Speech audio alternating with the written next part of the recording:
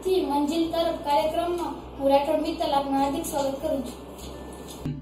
મિત્રો, રૂબરૂ મુલાકાતથી મંજિલ તરફ કાર્યક્રમમાં આજે આપણે પ્રાથમિક આરોગ્ય કેન્દ્ર ગડુશેર બાગના ડોક્ટર રુચિતા મેડમ સાથે મુલાકાત કરીશું. નમસ્કાર. નમસ્કાર. રૂબરૂ મુલાકાતથી મંજિલ તરફ કાર્યક્રમમાં આપનું સ્વાગત છે. સૌપ્રથમ અમે આપના અભ્યાસની વિગત જાણવા માંગીશું. મારા અભ્યાસક્રમમાં અમે 1 થી 7 ધોરણ જે શાંતિપરા પ્રાથમિક શાળામાં શાળા 1માં અભ્યાસ કરેલો. 8 થી 10 ધોરણનો મારો અભ્યાસ એનબી કામલિયા સ્કૂલમાં જૂનાગઢમાં અભ્યાસ કરેલો અને 11-12 સાયન્સમાં સ્વામી વિવેકાનંદ સ્કૂલમાં સાયન્સ રાખી અને અમે બી ગ્રુપ પસંદ કરેલું. ત્યારબાદ MBBS નો અભ્યાસ મેં ભુજ મેડિકલ કોલેજમાંથી કમ્પ્લીટ કર્યો છે. આપને ડોક્ટર બનવાની પ્રેરણા ક્યાંથી મળી? ડોક્ટર બનવાની મને પ્રેરણા મારા દાદા દાદી હતા, જેમની ખૂબ જ ઈચ્છા હતી કે હું ડોક્ટર બનું. અને જ્યારે પણ કોઈ ઘરમાંથી કોઈ હોસ્પિટલે બતાવવા માટે જતા તો ત્યારે હું એમની જોડે જ હતી. તો એમને જોઈ, ડોક્ટરને જોઈ અને ત્યારે જ મને એવી ઈચ્છા થઈ હતી કે હું પણ ડોક્ટર બની અને લોકોની સેવા કરું. MBBS નો અભ્યાસનો સમયગાળો કેટલો હોય છે? MBBS માં 4.5 વર્ષ સમયગાળો અભ્યાસનો હોય છે અને 1 વર્ષ જે ઇન્ટર્નશિપ માટે હોય છે, એટલે ટોટલ 5.5 વર્ષ જેટલો સમયગાળો. MBBS દરમિયાન આપના અનુભવ? MBBS દરમિયાન જો હું શરૂઆતના જ અનુભવની વાત કરું તો હું ગુજરાતી મીડિયમમાં ભણેલી અને MBBS માં ઇંગ્લિશ મીડિયમ, એટલે શરૂઆત જ મારી એવી રીતે થયેલી કે ડિક્શનરી ખોલી અને મારે શબ્દોને પકડવા પડતા હતા, શબ્દોને જોવા પડતા હતા.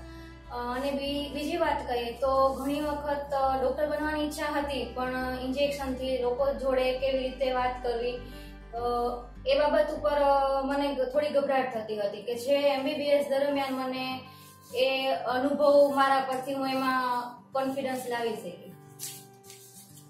વિદ્યાર્થી તરીકે મારે ડોક્ટર બનવું હોય તો શું કરવું પડે? જો તમારે ડોક્ટર બનવાની ઈચ્છા હોય તો પહેલા શરૂઆતમાંથી જ આપણે ગોલ નક્કી કરવો પડે કે મારે ડોક્ટર બનવું છે અને એની શરૂઆતના ધોરણથી જ થાય છે. જેમ કે તમને હોમવર્ક કરવાનો ટાઈમ હોય, એ ટાઈમની અંદર રમત ગમતની ઈચ્છા થાય, ત્યારે ટીવી જોવાની ઈચ્છા થાય કે પછી કોઈ બહારગામ જવાની ઈચ્છા થાય, તો એ ટાઈમને ફિક્સ કરવો પડે કે ભાઈ મારે હોમવર્કનો સમયગાળો એટલો આપવો છે, એટલો ટાઈમિંગ આપવો છે.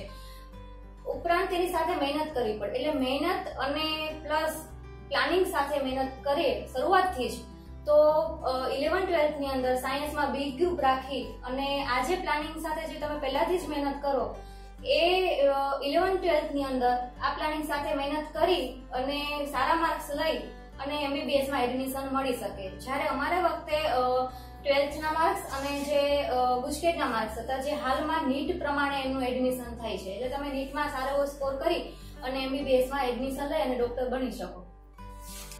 તમે એવું કીધું કે ડોક્ટર બનવા માટે 12 સાયન્સમાં બી ગ્રુપ જરૂરી છે, તો બી ગ્રુપ એટલે 12 સાયન્સની અંદર 2 ગ્રુપ હોય છે, A ગ્રુપ અને B ગ્રુપ, જેમાં બાકીના સબ્જેક્ટ જેમ કે ફિઝિક્સ, કેમેસ્ટ્રી એ બધા કોમન હોય છે, પણ જે B ગ્રુપમાં બાયોલોજી સબ્જેક્ટ આવે છે અને A ગ્રુપમાં મેથ્સ સબ્જેક્ટ આવે છે.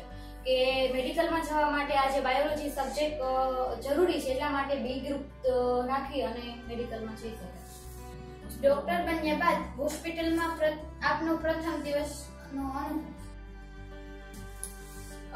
ડોક્ટર બન્યા બાદ અહીંયા ગડુ PSCમાં મેડિકલ ઓફિસર તરીકે અહીંયા આવ્યા પછી મારો ડોક્ટર તરીકેનો અનુભવમાં જ્યારે પેશન્ટ સાથે મુલાકાત દરમિયાન જ્યારે એમને સેવા આપતી વખતે મને ખૂબ જ એક આનંદ અનુભવતી હતી. ત્યારે પ્રાથમિક આરોગ્ય કેન્દ્રમાં લોકોને કેવી કેવી સુવિધાઓ આપવામાં આવે છે? પ્રાથમિક આરોગ્ય કેન્દ્રમાં અહીંયા દર્દીઓને સારવાર આપવામાં આવે છે, તેમજ ANC ચેકઅપ, ડિલિવરી માટેની સુવિધા, તેમજ પ્રાથમિક આરોગ્ય કેન્દ્ર ઉપર રોગોના પ્રિવેન્શન માટે જે વિવિધ પ્રોગ્રામો અને યોજનાઓનો લાભ આપવામાં આવે છે. વિવિધ પ્રોગ્રામમાં અહીંયા ઇમ્યુનાઇઝેશન, NCD પ્રોગ્રામ કે જે નોન કોમ્યુનિકેબલ ડિઝીઝ અને શાળા આરોગ્યની તપાસણીના કાર્યક્રમ, આવા બધા કાર્યક્રમો અને જે અમુક યોજનાઓ છે, જે ચિરંજીવી યોજના, બાલ સખા યોજના, આ બધી યોજનાઓનો લાભ આપવામાં આવે છે. અત્યારે ક્યાં ક્યાં રોગો જોવા મળે છે? અત્યારે સૌથી વધારે જોવા મળે છે ત્યારે સ્વાઇન ફ્લૂનું પ્રમાણ થોડું વધારે છે. આ ઉપરાંત મલેરિયા અને ડેન્ગ્યુ પણ જોવા મળે છે. જે સ્વાઇન ફ્લૂ છે જે H1N1 ઇન્ફ્લુએન્ઝા વાયરસથી થતો રોગ છે. આ રોગની અંદર શરદી, ઉધરસ, ગળામાં દુખાવો થવો, તાવ આવવો એવા લક્ષણો જોવા મળે છે. અને આ રોગથી બચવા માટે વારંવાર ચોખ્ખા પાણીથી હાથ ધોવા, ખાંસી વખતે રૂમાલ રાખવો, આવી બધી વસ્તુનું ધ્યાનમાં રાખવાથી આ રોગથી બચી શકાય છે. મલેરિયા, ડેન્ગ્યુ જેવા રોગો પણ જોવા મળે છે. જે મલેરિયા અને ડેન્ગ્યુ છે તે મચ્છરથી થતા રોગો છે. હવે આ રોગોથી બચવા માટે થઈ અને મચ્છરની ઉત્પત્તિ સ્થાન કે જે પાણીમાં જોવા મળે છે તે પાણી લાંબો સમય સુધી કોઈ જગ્યાએ ભરાયેલું ન રહે એની કાળજી રાખવાથી અને મચ્છરદાનીનો ઉપયોગ કરવાથી આ રોગોથી બચી શકાય છે. દર્દીઓ ડોક્ટરને ભગવાનનું સ્વરૂપ માને છે, તેના વિશે તમે શું વિચારો છો? સામાન્ય રીતે લોકોને જ્યારે તકલીફ પડે છે ત્યારે લોકો ભગવાનને યાદ કરતા હોય છે. એવું કહી શકાય કે ભગવાન પછી જો કોઈ હોય તો એ ડોક્ટર છે કે જે લોકોને એના દર્દમાંથી મુક્તિ અપાવવામાં એને સહાય કરે છે. અમારા દર્શકો અને વિદ્યાર્થીઓ માટે સંદેશ. વિદ્યાર્થીને હું આ સલાહ આપીશ કે તમે પહેલા તમારો એક ધ્યેય નક્કી કરો કે તમારે શું બનવું છે. એ નક્કી કર્યા બાદ તમે એના માટે થઈ અને મહેનત કરો અને એ મહેનત પણ પ્લાનિંગ સાથે કરો તો તમે ચોક્કસ તમારા ધ્યેય સુધી પહોંચી શકશો.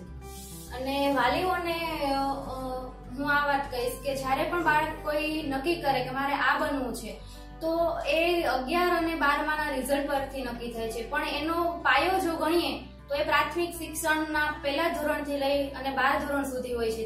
ત્યાં સુધી બાળક કેવી રીતે મહેનત કરે છે, કેટલી મહેનત કરે છે અને પહેલેથી જો એના પર ધ્યાન આપવામાં આવે તો એ બાળક એના ધ્યેય સુધી ચોક્કસ પહોંચી શકે છે. આપે આપનો કિંમતી સમય ફાળવ્યો એ બદલ આપનો ખૂબ ખૂબ આભાર. નમસ્કાર.